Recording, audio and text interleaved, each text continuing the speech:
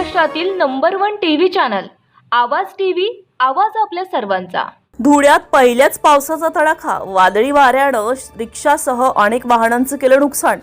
धुळे जिल्ह्यात पहिल्यांदाच दमदार पावसानं हजेरी लावल्यानंतर अनेक भागांना वादळी वाऱ्यांच्या तडाख्याचाही सामना करावा लागला।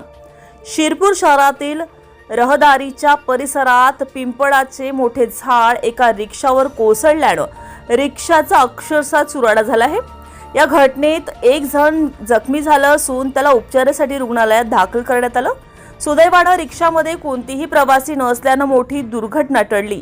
या दुर्घटनेत 2 मोटरसायकली, पत्र्याचे शेड तसेच विद्युत पोलवरही तारांचंही नुकसान झालं आहे। दरम्यान करवंद परिसरात देखील झाड कोसळल्याची घटना घडली असून त्यामुळे काही काळ वाहतूक विस्कळीत झाली आणि मोठ्या प्रमाणात वाहतूक कोंडी निर्माण झाली। पहिल्या पावसामुळे नागरिकांना उकाड्यातून दिलासा मिळाला असला तरी वादळी वाऱ्यामुळे झालेल्या नुकसानीमुळे प्रशासनासमोर तातडीने उपाययोजना करण्याचं आव्हान उभं राहिलं आहे।